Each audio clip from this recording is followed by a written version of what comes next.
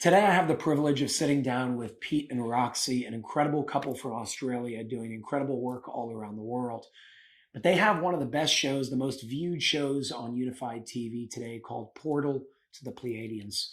Pete and Roxy, I want to say thank you for coming out today. We just happened to be together in California and had the chance to make this happen. So thank you guys for being here. So good to be here, Jason. Finally meeting in person, hey? I know, right? So good to be here. Amazing. So we have a lot to discuss. You guys brought a lot of knowledge, a lot of wisdom, a lot of experience through that 5-part series on Unified TV. But there may be some people watching this right now that have no idea who you guys are, how you guys got into this, and what's really going on here. So let's start with who you are. What's your background? How'd you get into this? And what were you doing before doing things like Portal to the Pleiadians, connecting with higher beings and higher dimensional entities? Well, I think, like most people, day-to-day life consumed us. We were stuck in running the children, running our own business, scratching out some time to perhaps go on a vacation, maybe find some happiness and some fulfillment, knowing that we needed to do some personal development along the way, because it says in the books you've got to enjoy the journey. But it was trying to juggle all of these things, and I think we felt like there were a lot of balls in the air all at once. You mentioned business. What business were you in? We're actually in a normal bricks and mortar insurance business. We did insurance for trucks and excavators and plant and machinery. And, we had hundreds of clients and staff and a lease and just like really literally working in insurance in day-to-day life. And it was really my brother who first spurred on this idea of, I think I'm having a spiritual awakening over a family dinner, to which we all sort of stopped and went, oh yeah, what does that mean? How long ago is this? How long ago? 4 years in 2019. A lot can happen in 4 years. Yeah. Okay. And what sort of came out of that?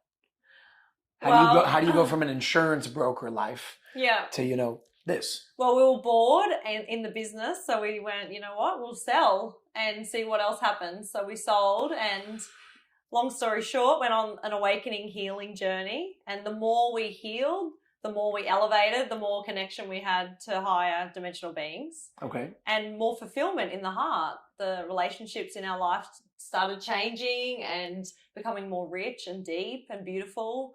We're not like looking for something, that tab open, searching for something anymore. We knew 100%. We had that knowing that, wow, we're here for the mission, for the great awakening, and yeah. If you had to describe what it is that you do today, so you move from this, business 3D matrix world.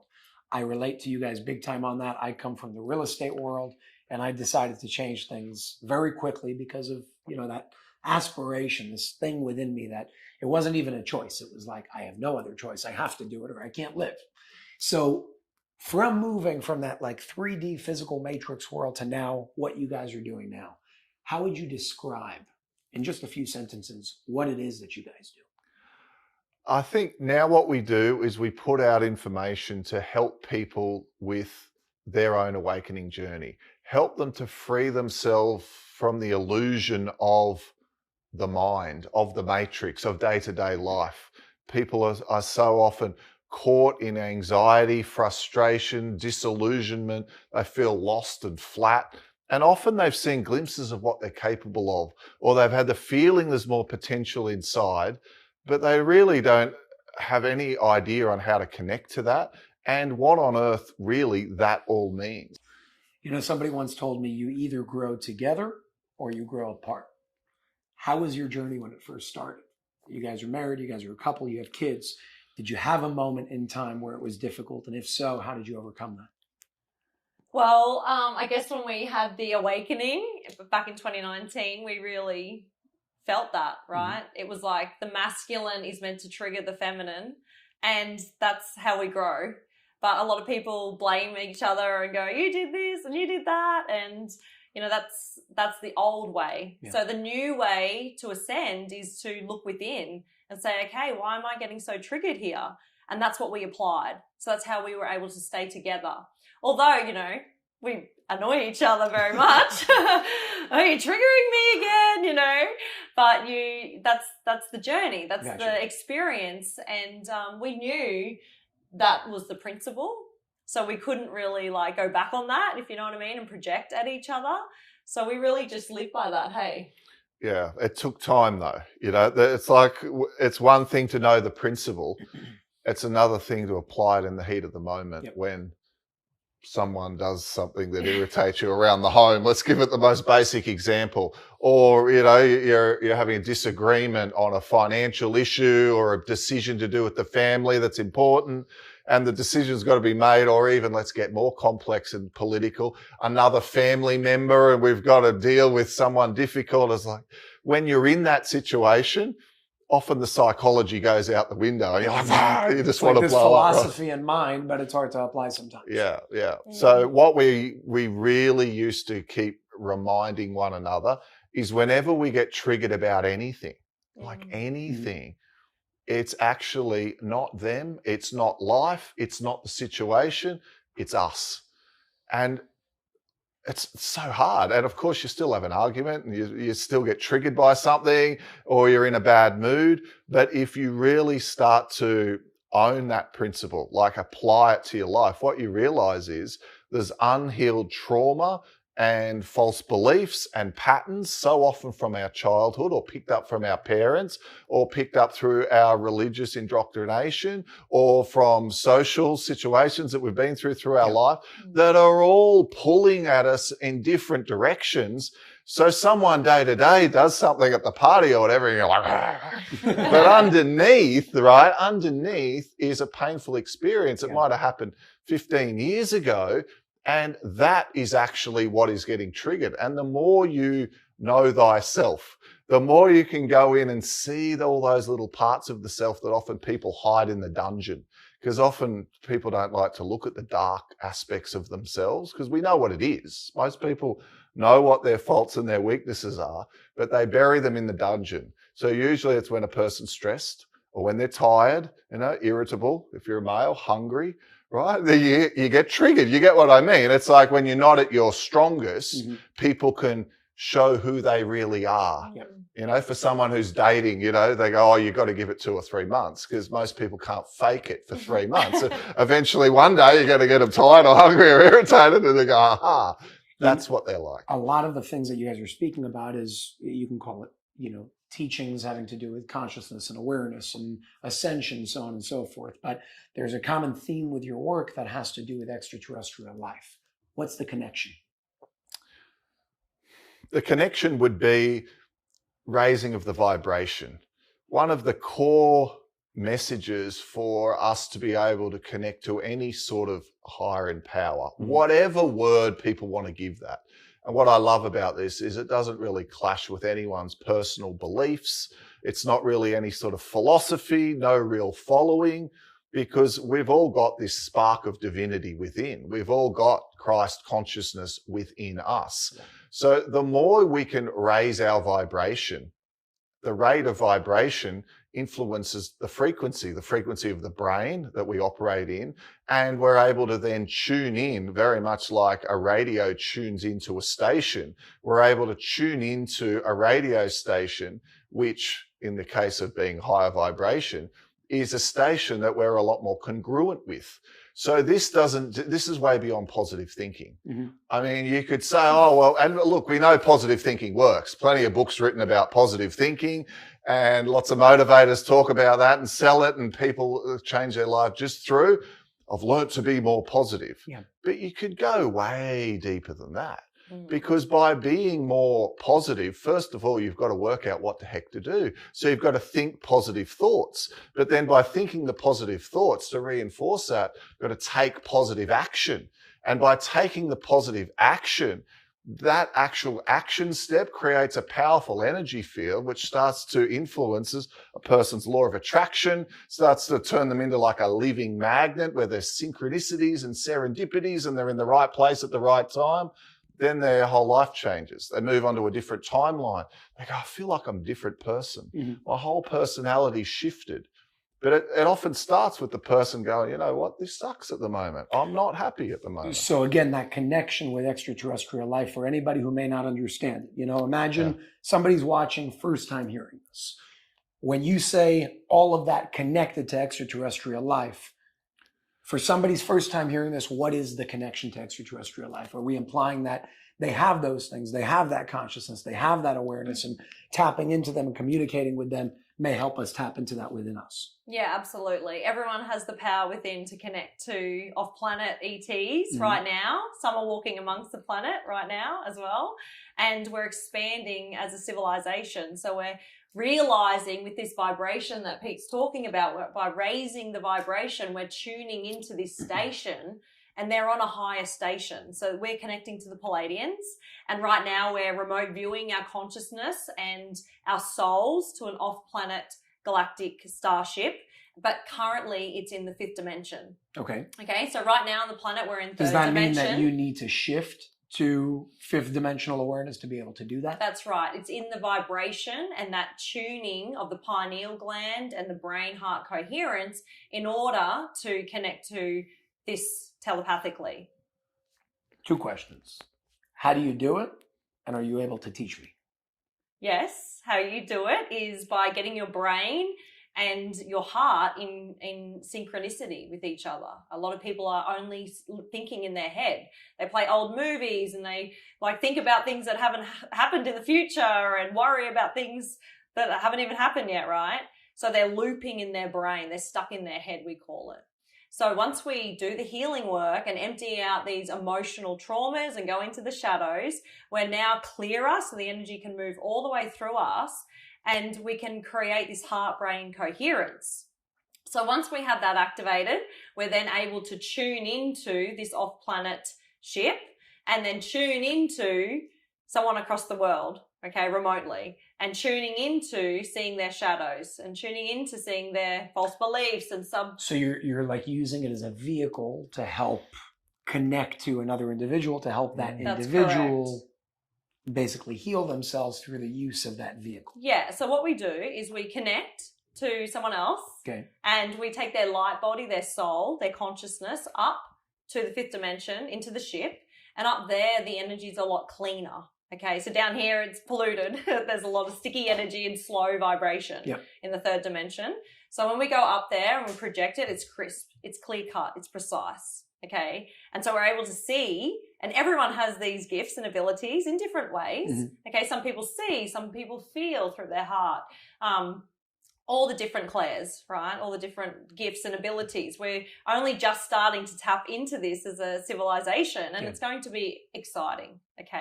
So these gifts and abilities are starting to turn on as we raise our vibration.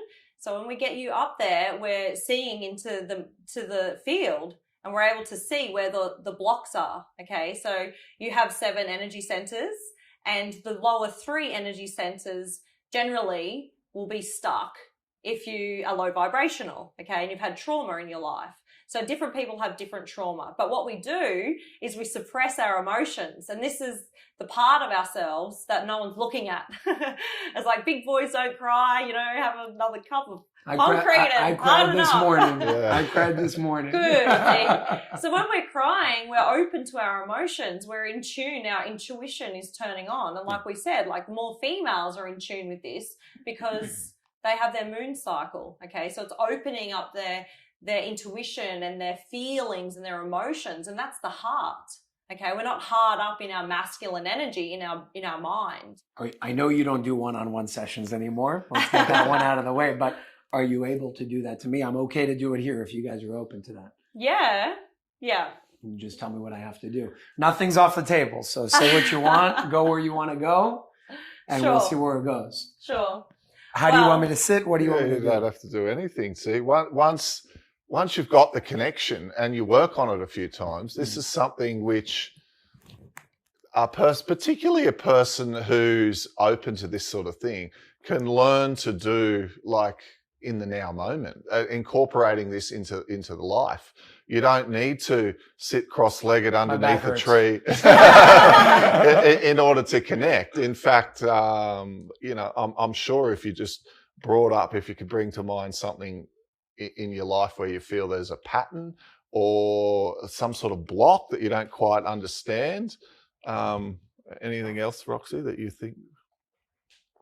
So we've been tuning in because we've been talking already. So yeah, we become this walking meditation essentially. Okay. So we've raised our vibration. So for people that aren't used to this, there's a process that we teach to do this. But for us right now, we can almost like read into the field. And what's showing up firstly for you, reading energy, and with your free will, you've opened up the floor to me. We're looking at your sacral chakra. With relationships with females. Interesting. So that's showing up. Yeah. If we just drop into, when you were 7 to start with. So try and visualize your 7-year-old self.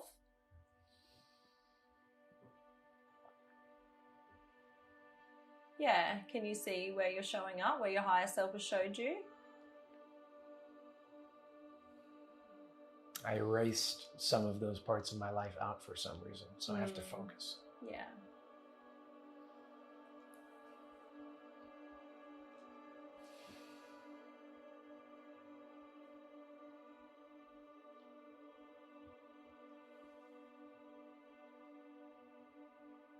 I'm back at 7. So where is he showing up to you? At home or at school? School. Yeah, school. So this is in your heart as well. And do you remember the first day of school? I remember always showing up. I was the first one there. Yeah. And I love school. But I felt sort of like left out when I was younger. Yeah. So it feels like you're getting taken to school. It feels like maybe that was just the easiest routine in the morning for your parents.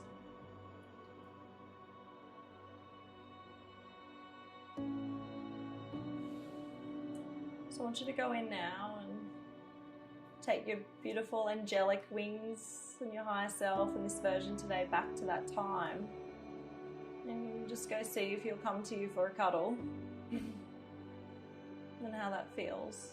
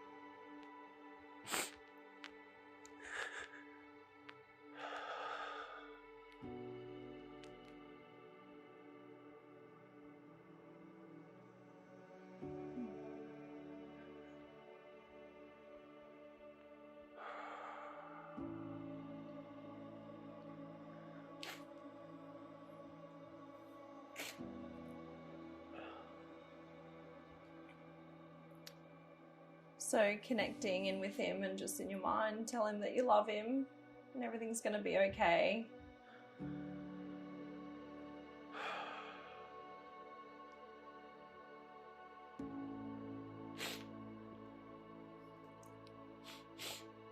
Feel the energy of perhaps like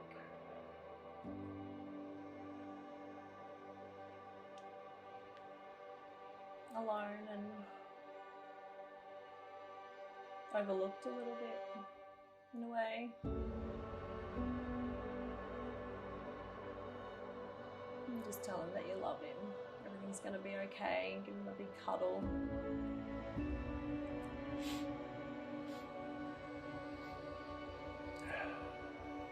So what I'm getting for you, Jace, is there was a false belief that was created in this moment.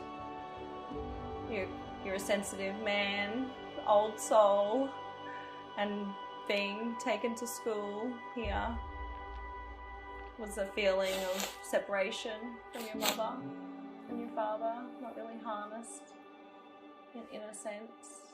And they did their best.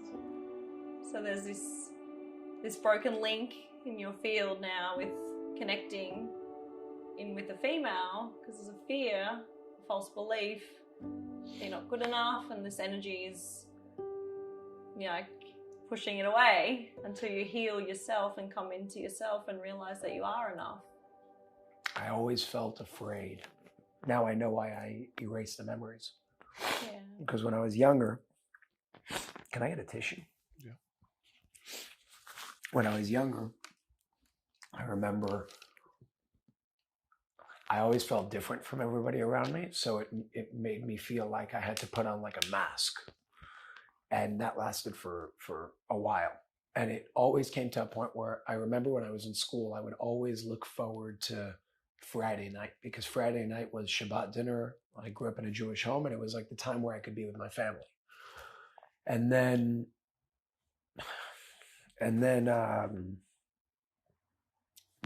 my family broke up where we were close. We were like four different families. And then it was like the one thing that I always look forward to, I didn't have anymore.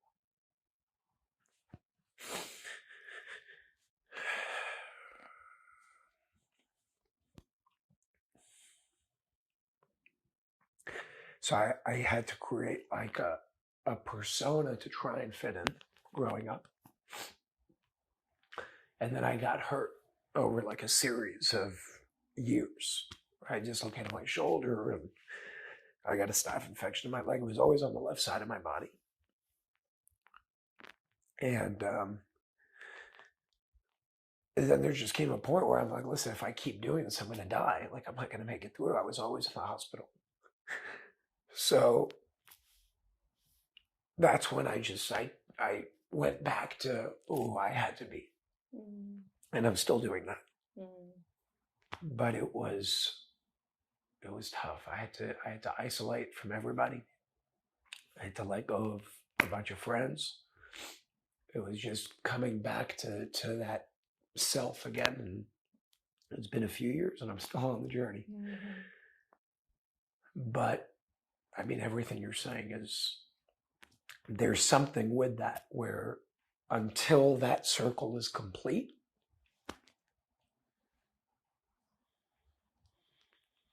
that's the one thing. I have everything that I want in my life. The one thing that I've always felt was not there, and it's because it's a reflection I need to fulfill something, is that woman, that soulmate, that something. And I guess it's going to take work. Yeah. But I need to connect more with that part that I erase. So it's interesting because now you're creating a unified network for togetherness, when in the childhood it's the opposite. Mm. You felt alone. So see how the duality of both ends of the spectrum is so extreme? Yeah. Yeah, so the crack of the soul, where the soul split, was around 7 years of age. So that's a major one, where you felt alone, and then these things happening in the family of separation didn't feel very good, because you like only knew togetherness and love and this beautiful bliss state in the high realms before coming into this incarnation, right? And then it goes back to 3. So the root cause starts at 3. There's something at 3. There's separation with mother again somewhere. Maybe she's around, and I can see that your parents were beautiful parents. I have the best creating mom, the best mom in the world. Yeah, creating a stable, beautiful family, but you didn't feel connected. And I see that that's probably a pattern for this lifetime to overcome, to harness, and you're doing it, right? You're creating unity, but it's the inner unity of you and your soul is the unity now where you have to find. Does that make sense? How would I go about doing that? What like applications would you say to go about doing that? I think just, dropping into meditation instead of looking for things outside of ourselves to fulfill you, going in every morning, choosing you first before turning on the phone, like having 10 minutes or 15 minutes of meditation and visiting these inner child places, going from 1 to 10 or 10 to 20, going, hey, baby, how are you? You know, I love you so much. You know, we were never alone. You know, we're just conscious now. You know, we're conscious and we're returning to love. And that was an experience to feel alone, you know, and now that's done. And that was the way. That was going to be the catalyst for us to have an awakening and move into this love area and set your center every single morning. And working on that, and more knowings will drop in, more memories will come up as you start to release the lower energy centers, right? So it's not always what you think it's going to be, but your heart, the energy is intelligent. It'll bring you to where you need to go to, right? And as you do this more and more, you get better and better, right? And like this, we could just go straight there. And you're a very willing participant, so that was really good and very open. And yeah, thank you. I feel comfortable with you guys. Thank you for opening that. I felt that really in your heart there. Yeah, I feel like you just released a lot, you know. Yeah. So how do you feel now? I didn't expect that to happen at all. But I think it was necessary. You know, before we started working together, we've been in touch for how long? 1, 2 years, something like that. More, I think, but More. yeah, a long time. But we've never met. This is our first time meeting, which is amazing. And I always felt something from you guys, but the fact that I actually got to experience this is why I wanted to bring you guys onto Unified. This is why I wanted to play a role in helping share the energy that you guys are bringing to the world, because I felt it, and this was my confirmation. It was like I needed that on a personal level. I'm happy that people get to see that now. It's something that I don't usually do. And I'm just grateful that that confirmation just happened to be able to bring your work to more people around the world. So I'm excited about what both of your futures look like. I know that it's a big one. I'm grateful to be a part of it. However I can help, however I can make it bigger, however I can make it more known. It should be known. Portal to the Pleiadians is the top TV show right now on Unified TV for a reason. It's because people resonate with it, because people listen to this thing and they say, we want more, we want to understand, we want to learn, we want to tap into these gifts ourselves. Thank you guys both very much for bringing your message to the platform. It's a privilege to be able to, you know, help bring that message out to the world. So thank you both. And that brings today to a wrap. It obviously went in different directions and twists and turns that I definitely didn't expect, but it was interesting. It's always interesting to be vulnerable on camera in that way. It's something that I'm not always used to, but when it happens, there's an exciting part of it, and then the opposite emotion for me as well, because it's like, oh my God, what are people going to think? What are they going to see? What are they going to say? And that's the truth. That's like as authentic and as transparent as I can be. And I'm curious to see how this is going to come out. But what's most important here is what each and every one of you get out of this. That's why I do the work that I do. That's why Pete and Roxy do the work that they do. It's to inspire everybody to tap into their innermost and highest power within themselves. So if you do want to learn more about this, definitely check out Portal to the Pleiadians. Definitely check out their course and see where it takes you. Remember to not just get stuck in the box of what you're being given, but to use that as a starting point and take it in your own unique and creative way. So thank you all very much, and I'll see you all next time.